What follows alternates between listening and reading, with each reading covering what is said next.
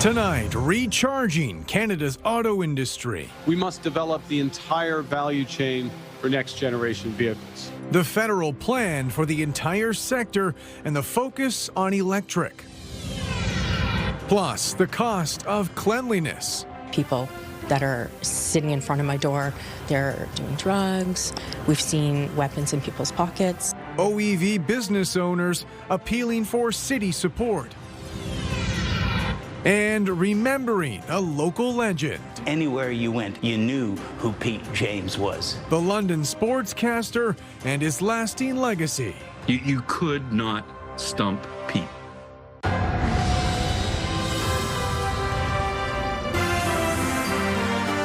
CTV News with Carlyle Fiset. Good evening. Thanks for joining us. We begin tonight with the federal government's new national auto strategy announced today by the Prime Minister. It includes the end to the electric vehicle mandate while bringing back EV rebates. With more, here's Rachel Aiello. A national auto strategy for the next generation. Today, the government unveiled a 5-pillar and multi-billion-dollar plan to protect jobs and reward companies making vehicles in Canada. The future of the auto industry is increasingly electric and connected. And so to remain competitive and to realize our potential, we must develop the entire value chain for next-generation vehicles. To help Canadians afford them, starting February 16th, consumers who purchase electric vehicles will be eligible for a new rebate. The government is offering purchase or lease incentives of up to $5,000 for fully electric vehicles and up to $2,500 for plug-in hybrid models. There will be no price cap on Canadian-made cars, and only models coming from countries Canada has a free trade deal with will qualify if they cost less than $50,000. That means the rebate won't apply to Chinese EVs. Today's announcement will directly support workers here in Ontario and across Canada. Carney is also replacing the contentious EV sales mandate with new emission standards for future models, easing some of the pressure automakers are under. This puts us on a path to greater electrification while giving industry the flexibility it needs during a very difficult time for the economy and for the sector. Hopefully we can get to a point where we continue to be tariff-free. And car dealers say they're ready to stock up. It's certainly encouraging that we'll be able to pass on some savings directly to the consumer, especially in a time of higher prices on really everything.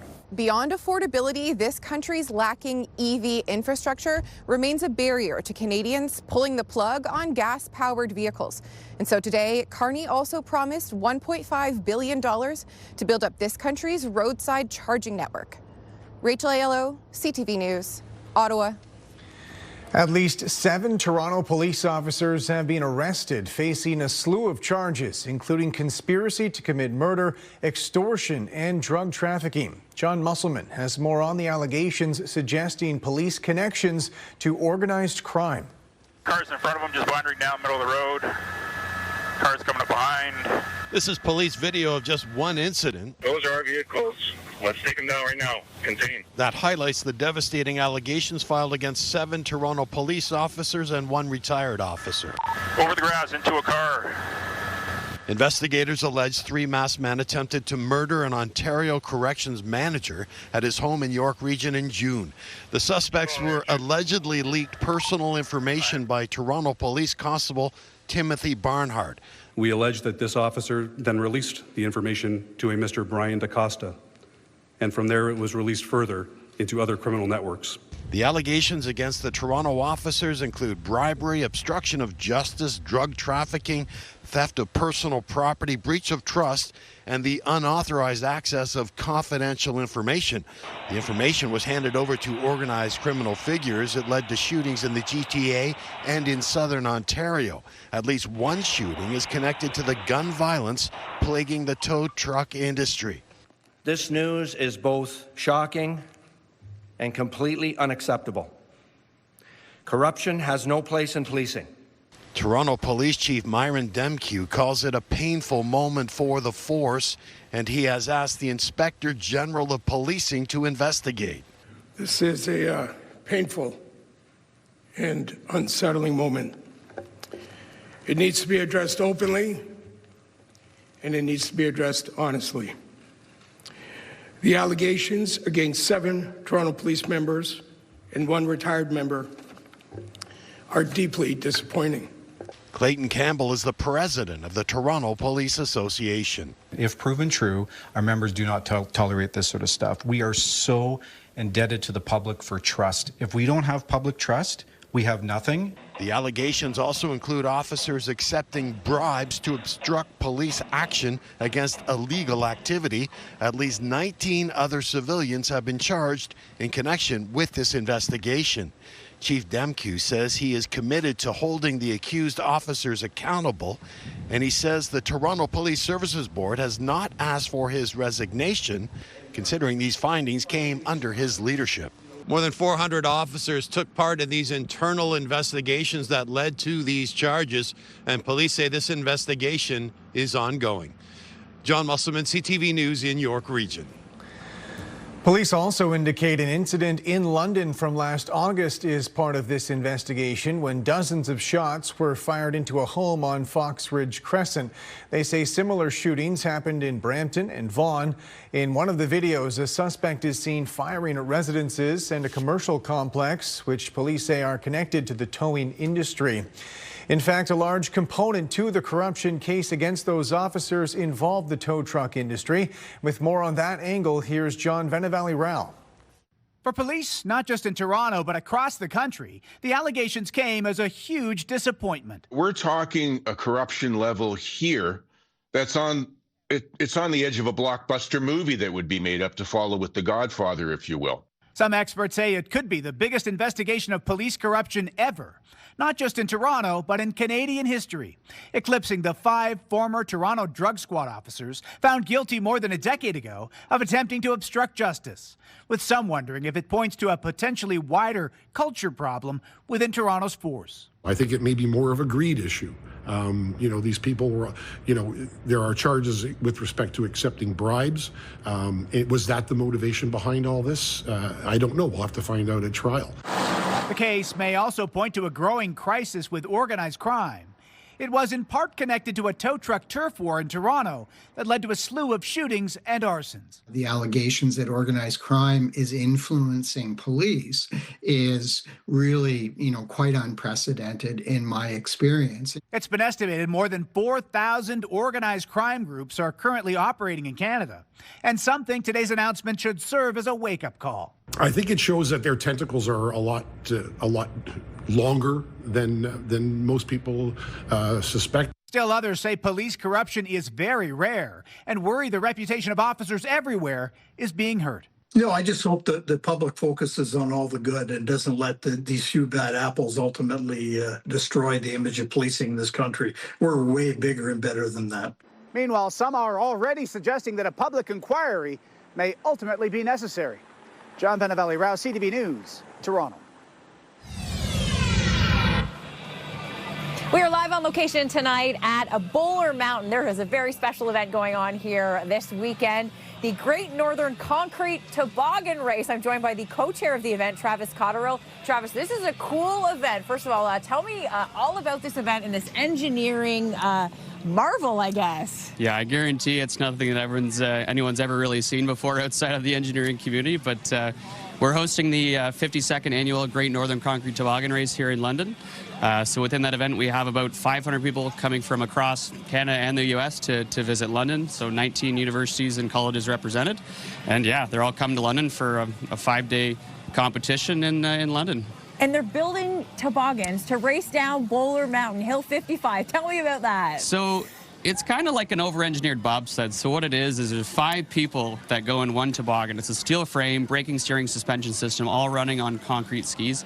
So it's a weird engineering design competition, but the goal, one of the goals, is obviously performance. So how that toboggan goes down a big hill. But there's many other facets that are evaluated and make it kind of unique compared to other engineering competitions really in the world. I love that it's engineering students from all over the world coming. You're a former student, alumni now, that's the co-chair. What else is going on? This is a multi-day event though. Yes, so probably one of the coolest events that we have is the race day, which is obviously here at Bowler Mountain on 55. So that's happening. It's a free public event that anyone can come to.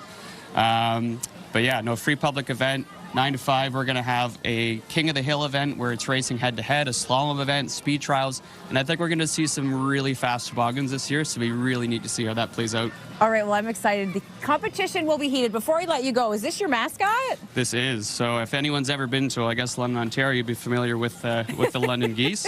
We also have our Western hat for the Western alumni that are hosting the event. All right, well, I wish you a very successful event. Good luck this weekend. I'm sure there'll be lots of teams out. It is going to be a cold weekend across our region. Temperature-wise, wind chills of -20 to -30. Right now in the city of London, a -9, -8 to -10 in Midwestern Ontario. Now, those wind chills, they're a bit biting, feeling like -17 in the Forest City right now and feeling like -14 to -16 as we head further north. We do have some light flurries coming down. This is in advance of our little clipper that's going to roll in for our Friday forecast. So you can see a few snow showers that are just starting to approach the area, expecting minimal accumulation through the evening, but overnight we could see a couple centimeters. This clipper is going to move down to our area. So coming up, I'll tell you, that cold front off to the northwest, that is going to pack a punch in terms of bringing a blast of bitterly cold air. We will see a wind shift to the northwest. I'll tell you what that means in terms of snow squalls. Lots coming up in the forecast, and definitely a great night to be at the hill. Lots of people out enjoying the gorgeous night skiing. I'll have your local forecast details coming up in just a few minutes. Thanks very much, Julie. London police say they'll provide an update tomorrow regarding the ongoing investigation at a home near Western University. Police say they'll provide an overview and updated information regarding what they describe as a complex and lengthy investigation. It involves 4 suspects who face a long list of charges following a trespassing arrest on Western's campus last month. That led officers to a home in University Heights where police said they found potentially explosive chemicals.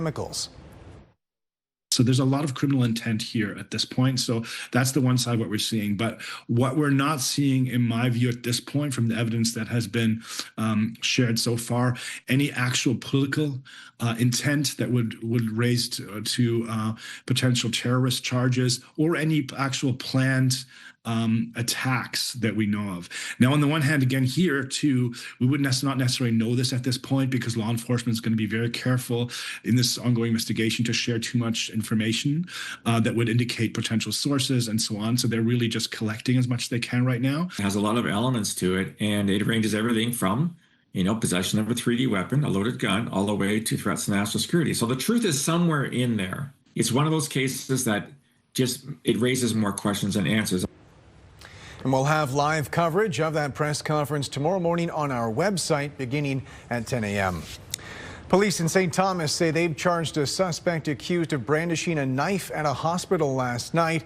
They say they were called early this morning to St. Thomas Elgin General. According to police, the suspect had been discharged but initially refused to leave the hospital. Eventually, they say they did leave and they were arrested nearby.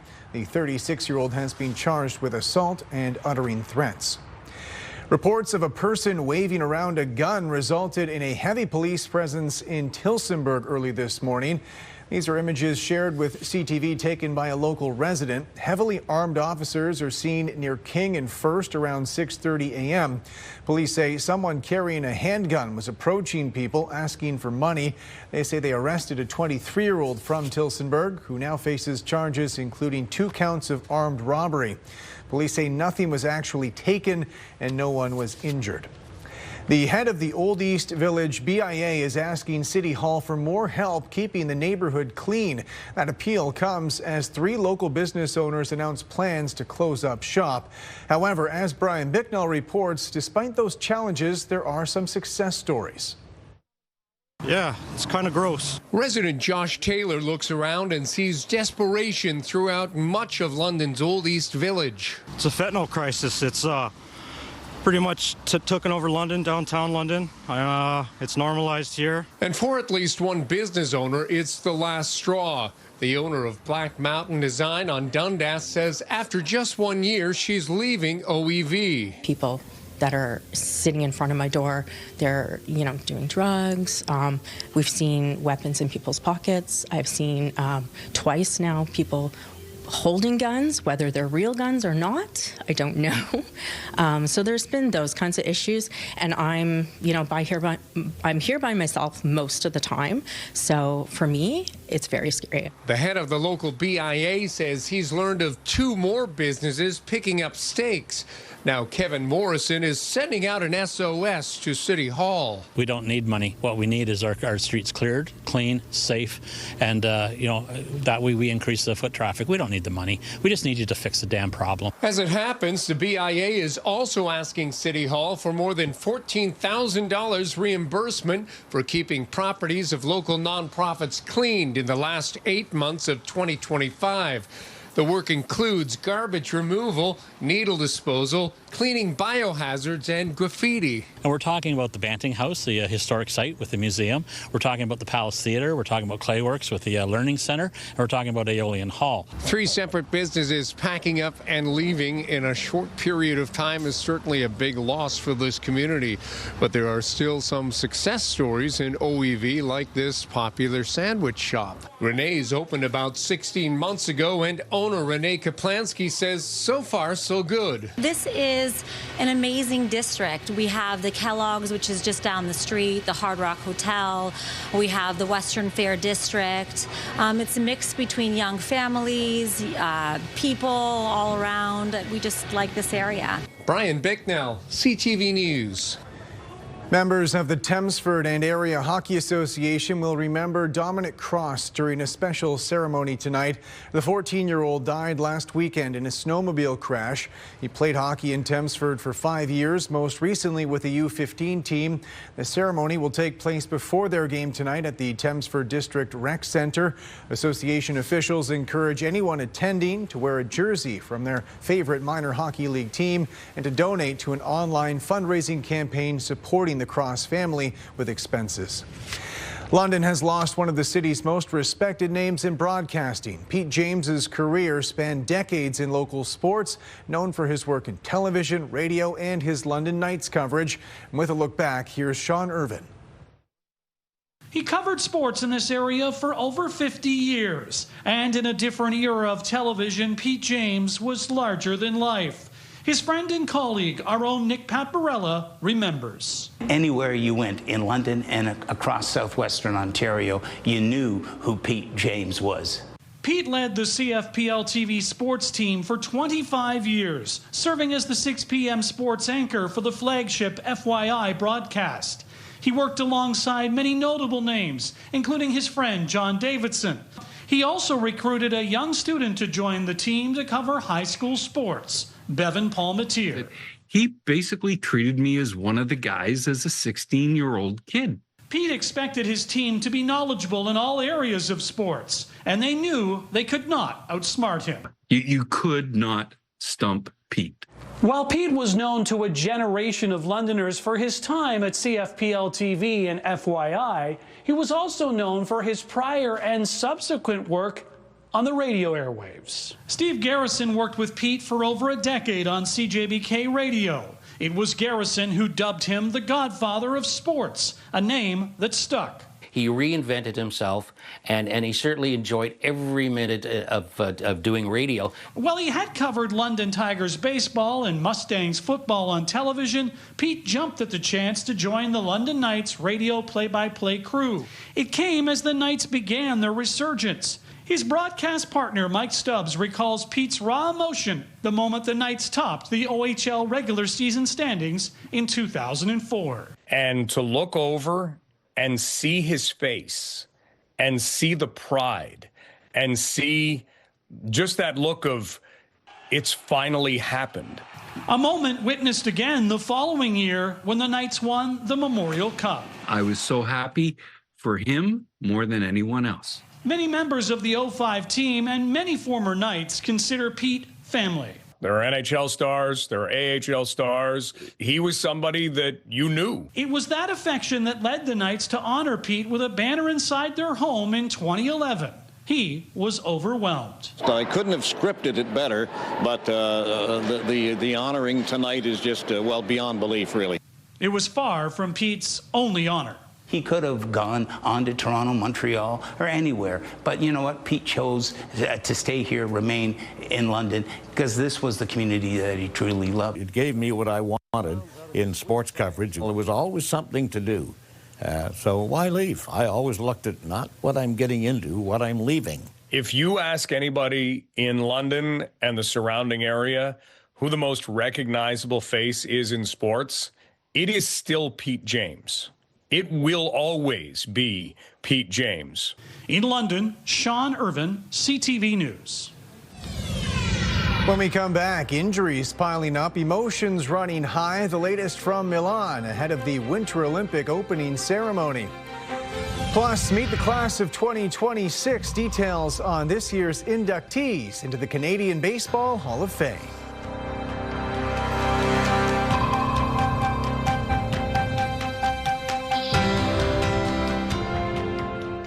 Download the CTV News app and stay on top of local stories as they unfold. We begin tonight with Ontario's latest. Customize your feed and watch live wherever you are. ctvlondon.ca, your home for news. Welcome back. Provincial health numbers show Midwestern Ontario leading the way in opioid harm reduction. Scott Miller has more on the latest data and what's behind the region's success. Fewer people are overdosing and dying from drug overdoses in Grey Bruce than last year. A lot fewer. I was surprised at the level of drop, the significance, the size of the drop. I knew we were doing good work. The number of opioid overdoses in Grey Bruce fell 61% last year, from 215 in 2024 to just 83 last year. Opioid-related deaths fell 77%. Now, Grey County led the way, with overdoses falling from 184 in 2024 to just 72 last year. Bruce County saw overdoses drop from 32 to 11. It's a precipitous drop caused by many factors, believes Dobbin.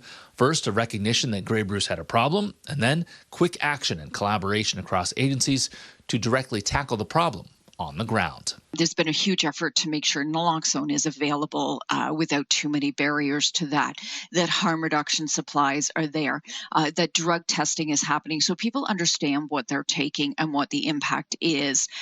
Lots of conversations about use less, go slow, don't use alone. Dobbin says Grey Bruce's SOS program, or Supportive Outreach Services, which started in 2022 and provides mobile clinics for addiction and mental health patients featuring a nurse practitioner, a mental health counselor, a paramedic, and social program navigator, was a big first step. But the big change happened in 2024 when the Bright Shores Wellness and Recovery Center opened in Owen Sound. The Recovery Center has seen 2,300 clients since opening just a year and a half ago. When somebody is ready to have that conversation and says, okay, I don't want to do this anymore, that we can go, okay, in, maybe an hour, we can get you somewhere versus here's a 6-month wait list. Dobbin says Grey Bruce's opioid strategy isn't cheap, costing multiple millions of dollars, but it is working, and it is being pursued as an option by other communities across the province. We get called in to present across both the province and potentially across the nation to say, this is what we're doing in little old Grey Bruce, and this is what we can do. Imagine what you could do. In Grey Bruce, Scott Miller, CTV News. A bit of Olympic turbulence before the opening ceremony has even taken place. Canada's women's hockey game was postponed today, part of several event and schedule adjustments officials are juggling. Heather Bunce reports. An alarming image of Mark McMorris following a crash yesterday in training. The 32-year-old three-time Olympic medalist confirming he hit his head and will not compete in the big air competition. In a statement, McMorris said, "Fortunately, things are looking good for slopestyle, so I'm staying positive and shifting my focus there." Snowboarder Tess Critchlow has already had to withdraw due to injury, and Canada has had to swap out athletes in men's hockey and figure skating in the team event because of injury. For those who've been injured and unable to compete, I feel for them first and foremost, and therefore give them as much support to see if they can compete in the case of those where it's questionable. Facing these early obstacles, there's also questions over how the Olympic team is preparing to handle competing against the Americans at a time of heightened tensions between the countries. The rivalry with the United States is one that's decades and decades old in sport, and yet I think there's a little bit more riding on it. That rivalry most anticipated on the ice, where it will be a monumental year for hockey, marking the return of NHL players in the men's tournament for the first time since 2014. Combine that with the first winter game since the Professional Women's Hockey League launched, putting a spotlight on an extraordinary depth of international talent. This is an immensely talented team, and they're in their final preparations. And very soon, we will see them walking into opening ceremonies to show the world just what Canadian excellence looks like.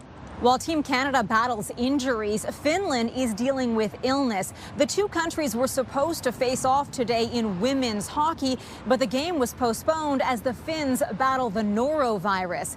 Team Canada's first game will now be against Switzerland on Saturday. Heather Butts, CTV News, Milan. The newest class at the Canadian Baseball Hall of Fame was announced today. Lawrence Stallone has more on the inductees, including a player who shaped one of the most successful eras in Blue Jays history. First pitch to Justice. Well hit to center field. Devon White racing back to the warning track. Great catch up against. Today marks a major milestone for former Blue Jays player Devon White, nicknamed Devo, now officially inducted into the Canadian Baseball Hall of Fame. Welcome to the Hall of Fame, Devon. White was born in Jamaica and played 17 seasons in the MLB, winning 7 Gold Gloves and 2 back-to-back World Series titles with the Jays. 92, of course, we won it. 93, we won it. So, you know, it's a long chain, you might say, of success and memory in Toronto. The former center fielder took a moment to look back at the early days of his career. The thing I remember about Edmonton is those big mosquitoes. And how it feels to be a 2026 inductee. Canada is my second home. The city's so diverse, and I love being there, family there, and just being in the Hall of Fame now is this is a big circle, came right together for me, and so ecstatic about it. Devon White is back to the warning track. He leaps. He's got it. An amazing catch. Now White still spends time with his Blue Jays family. Currently, he works as a special assistant for player development within the Blue Jay organization. Joining him in this year's Hall of Fame class are Stubby Clapp, Kate Posta, Bill Stoneman, Paul Runge, and Jim Bappa. Lawrence Stallone, CTV News. Rejoining Julie Atchison now tonight, live for us from, I think, one of the only places you'll find people who are excited about a very wintry forecast, Bowler Mountain, Julie. Absolutely. So many people out and about tonight enjoying the fantastic ski conditions. It's really been a banner ski season with rounds of snowfall and just fantastic skiing conditions right across the region. In terms of more snow in the forecast, yes, you can expect that. Today our high hit -7, our low temperature of -11. Comparing that with what's normal for this time of year, a -2 is a normal daytime high. We're going to get there in the extended forecast, but not for a little bit. Right now it's -9, and the winds on the hour out of the south-southwest at 24 kilometers per hour. Now the pressure falling. We do have a clipper system that is coming in as we head into tomorrow with snow. So we have a little bit of light flurry action out here tonight. We are not expecting a whole lot in accumulation tonight. Tomorrow is when we'll start to see that. The snow stick around. Across the country, Western Canada breaking records over the past couple of days, cooling down a bit out there this evening and into tonight, but over the past couple of days just blasting through warm temperatures. It's cold on the eastern side of all of that, right through eastern Canada. Overnight in London, -10. It'll feel like -15 along the lakeshore of Huron, -9, and -11 near Lake Erie. Watch the 24-hour model. You can see that first little wave of snow coming in tomorrow. So that'll be tomorrow morning, generally about 2 to 3 centimeters in the morning. And then the cold front crosses in the afternoon, and you can see it right there as it slices through.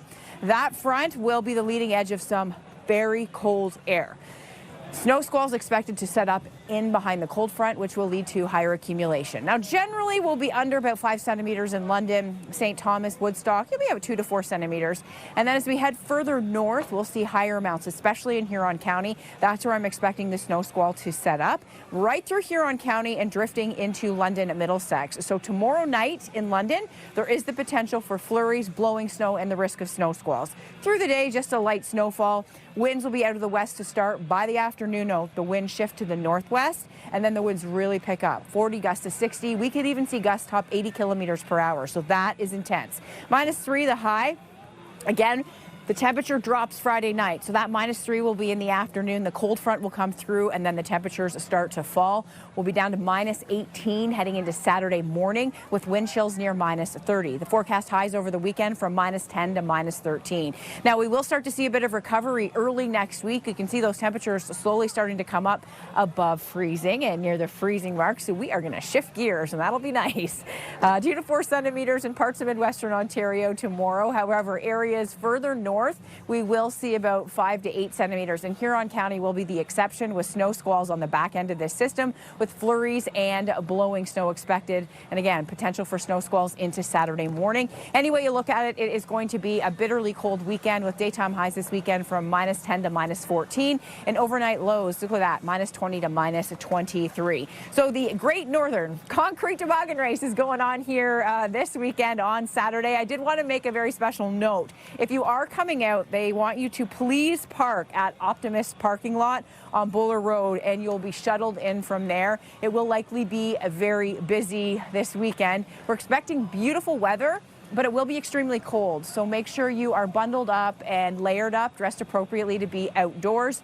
I know with lots of people out enjoying an outdoor event like that, when it gets this cold, we just have to be quite mindful. Carlyle, how do you feel about this? We have a cold weekend, and then we're going to really shift gears next week. We are going to see those temperatures come up, so that's really some good news. Waiting on those milder temperatures for sure. I know we mentioned earlier even the potential for shorts, I think, just with that much of a change. Won't be me, but I think we might see them.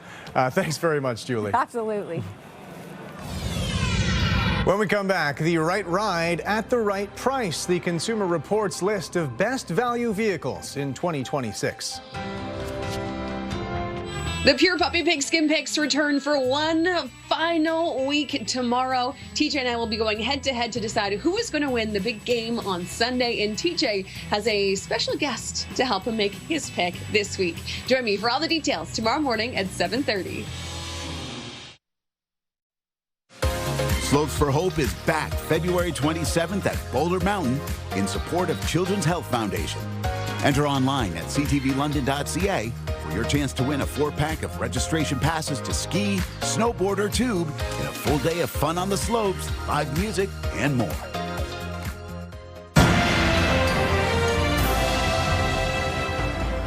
The federal energy minister says he won't commit to blocking Chinese state-owned companies from buying a majority stake in Canada's oil patch. We will look at every investment from every country against the Investment Canada Act, and we will accept investments that are a net benefit to Canada. Changes in the Investment Canada Act dictated foreign ownership of Canadian companies would only be approved in exceptional circumstances. During Prime Minister Mark Carney's trip to China, he signed a memorandum of understanding with China's president that would see Canada ramp up oil, natural gas, and clean energy exports to China. It's also supposed to reduce barriers to Chinese investment in those sectors. Consumer Report experts have released their top 10 list for 2026 vehicles. Pat Foran has more on the best value available when looking for a new ride. Every day, Consumer Reports tests new vehicles at its state-of-the-art facility, measuring everything from safety and performance to fuel efficiency and cargo space. Beyond the test track, its member surveys give exclusive real-world insights into reliability and owner satisfaction from about 380,000 vehicles this year. The CARS team looks at data from our testing and from member surveys to determine what are the 10 vehicles that stand out most in their class. These are the vehicles that are easy recommendations to make and a great starting point for any car shopper. SUVs are as popular as ever. This year, the Subaru's Crosstrek and Forester, along with the Toyota Grand Highlander, were all top picks. If you're looking for something more upscale, top luxury SUVs include the Lexus NX and BMW X5. We also have a couple great sedans on the list with the Honda Civic and Toyota Camry. Both of these performed well in our tests, get terrific fuel economy, and are very reliable. For drivers who want a truck that's easy to live with, the Ford Maverick is the top choice for best small pickup, and the Ford F-150 makes the list too, the first full-size pickup in years to score high enough to be a top pick. The Tesla Model Y is the top pick for EVs. And for the first time, all 10 of Consumer Reports' 2026 top picks are available as hybrid or EV versions. All of the top picks also come standard with key safety features, including automatic emergency braking and pedestrian detection. Any of these top picks would be a good place to start if you're looking for a new vehicle, as they're considered outstanding in their respective categories. Pat Foran, CTV News. Canada's main stock index plunged more than 500 points today. The TSX fell 577. In New York, the Dow lost 593. The Nasdaq dropped 364. The Canadian dollar is down a modest 0.04 on commodity markets. Gold lost $61 an ounce. Oil down $1.85 a barrel. Later on CTV News, a superhero straight out of the prairies, the American artist behind its creation and his Saskatchewan inspiration. Welcome back. New numbers out of Chatham, Kent show the community growing faster than it has in more than 2 decades. With more on what's behind the population surge and whether the region can actually handle that growth, here's Chris Campbell.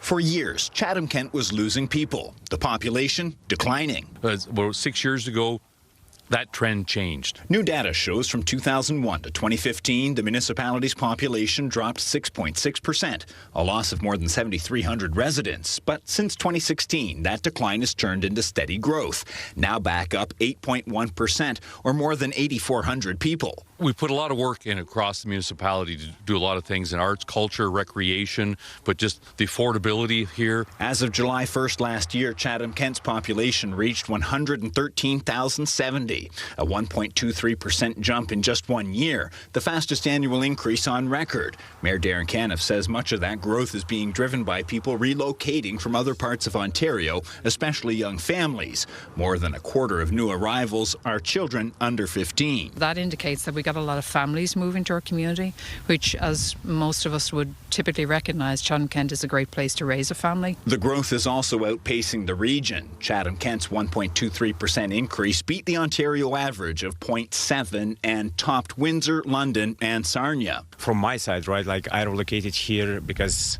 of the work, one thing, but what I found here is actually like not spending 4 hours in traffic in other, like, because I relocated from Toronto area, right? More people moving in means more homes are needed, and local developers say they're seeing that demand. Yeah, we can see these things, but our goal is to create rental and housing for the community, for the existing population here in Chatham. Beyond population, incomes are also climbing. Medium personal income in Chatham-Kent rose 5.4% in 2023, higher than the national average. And over the last 5 years, incomes have increased 20%. I think what we're doing right is building a great community, building a great quality of life. Folks in certain professions can choose to live anywhere. Officials say the focus now is making sure housing, infrastructure and services keep up with the momentum so the growth can continue long term. The great thing here in Chatham-Kent is we have a lot of capacity for growth. In Chatham-Kent, Chris Campbell, CTV News.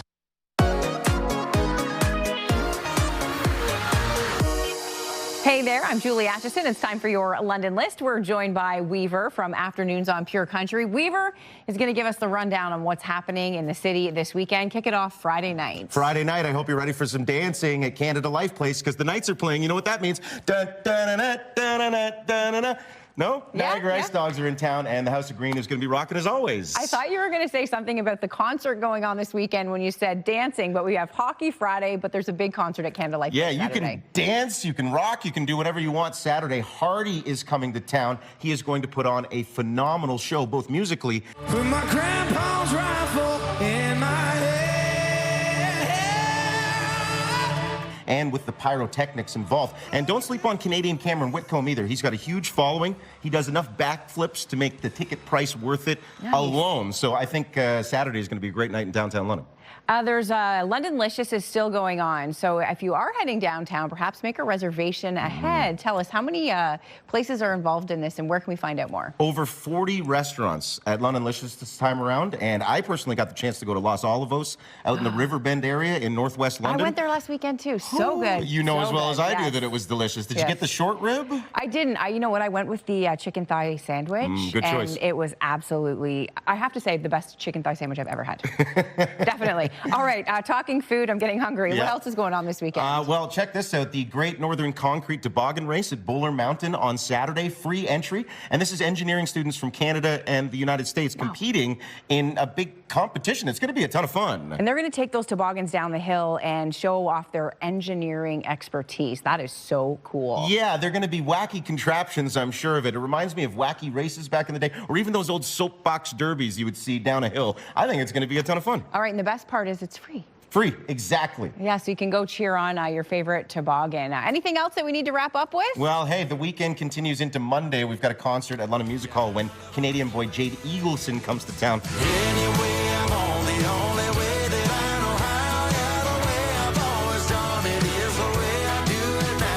Along with rising star Sully Burrows. Make it a whole 4-day event. It's going to be a great time. All right, thanks so much, Weaver. That's your London list, and we'll see you next time. Tomorrow on CTV News, a formal police update on their investigation near Western. Details from their press conference nearly 2 weeks after their initial arrests. Tomorrow on CTV News at 6.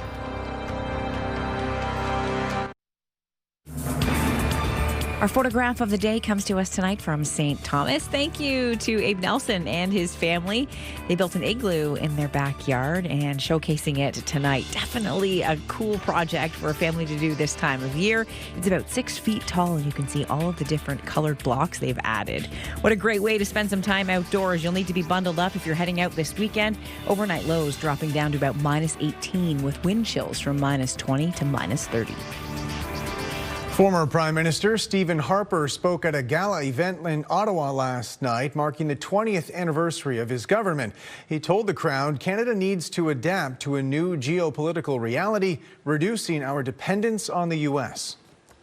To be clear, these realities mean that we must reduce our dependence on the U.S. in order to protect our sovereignty and our economy. But we must do so also clearly understanding that by all the critical measures of international relations, America will still remain our principal partner in the world. Thus, our future path requires balance and sober reflection. Our national conversation must be mature enough to acknowledge that many of the difficulties we now face as a country cannot be blamed on Donald Trump. In too many cases, they stem from bad decisions by our own government. Canada's Governor General will be in Greenland tomorrow, officially opening a new consulate. This was planned more than a year before President Donald Trump started threatening to annex Greenland, which has raised concerns over the future of NATO. Opening a consulate in Greenland has been described as a sign of Canadian solidarity with the Danish territory. New figures from the Parliamentary Budget Officers show the Prime Minister's pledge to spend the equivalent of 5% of GDP on defense will cost the country an extra $33.5 billion. NATO members committed to that new spending target last year in response to pressure from President Trump. The federal government's most recent budget vowed to put Canada on the pathway to meeting the 5% figure. These estimates suggest ramping up spending over the next decade will raise the federal debt-to-GDP ratio by more than 6% in 2035. London's top stories. We have breaking news tonight out of Ottawa. The latest on the breaking news alerts. I'm tracking an area of severe weather. It'll start. And watch live. A development now to a story from City Hall we brought you. Download the CTV News app.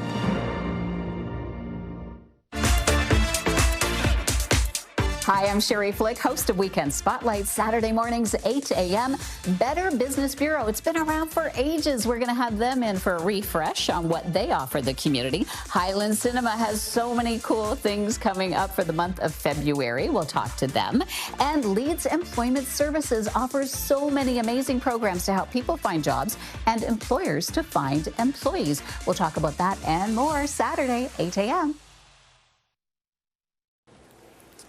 Finally tonight, a made-in-Canada superhero created by an American. He says the character was inspired by the prairies, where the artist himself has made his home. Laura Woodward reports. It's kind of like a Smallville meets Ted Lasso. This is Skybreaker, the story of a Canadian superhero. This takes place in Saskatchewan. Skybreaker is found as a baby, abandoned in a prairie field, and grows up discovering he has powers. He gets the superhero bug. He helps someone and then he's like, oh, I want to do this all the time. Born and raised in Tennessee, creator Steve Boyd has loved comics for as long as he can remember. In 2017, he moved to Saskatoon, and that's when his vision took shape. I want it to be a window to living in Canada because my experience is, and I can only speak for myself, but I feel like Canadians know a ton about the U.S., but Americans know criminally little about Canada. I want the book to act as kind of a bridge. The comic includes subtle nods, from Skybreaker wearing a tragically hip t-shirt to references of Métis culture. Boyd intentionally avoids the obvious Canadian stereotypes: no mousse and no maple syrup. I feel like a lot of Canadian stuff is parodied from the U.S., so I wanted him to stand on his own. And Boyd is already working on a second edition of Skybreaker. I haven't shown this to anyone yet, by the way. It would be my dream to have a publisher, particularly a Canadian publisher, pick up the book. And for Boyd, Skybreaker is more than a story about a superhero. It's his love letter to Canada. I love being here. I love Canada, and I want to share that love with everybody. Laura Woodward, CTV News, Saskatoon. That's it for us. Thanks for watching. For your latest local headlines, you can always head to our website. I'm back tonight with your late news at 11. Bye for now.